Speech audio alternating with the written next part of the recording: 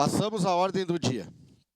Em discussão única e votação, requerimento número 51/2024, de autoria do vereador Sandro Fantinel, que requer o espaço da tribuna livre para a FSG. Com a palavra, o autor para a leitura do requerimento.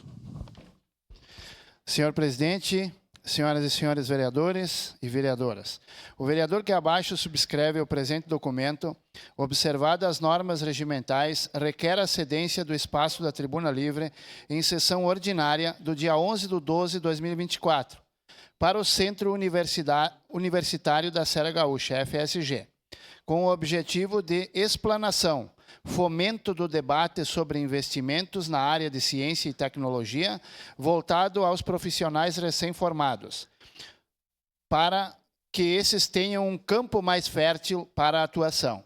Dada a importância do tema, solicito a aprovação do presente requerimento por parte dos nobres pares.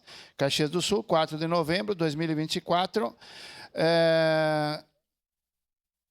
149º da colonização e 134º da emancipação política.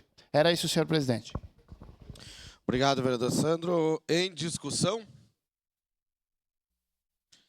Encerrada a discussão, em votação, solicito aos vereadores e vereadoras que registrem seus votos. Voto sim, senhor presidente. Vereador Lucas Gil vota sim.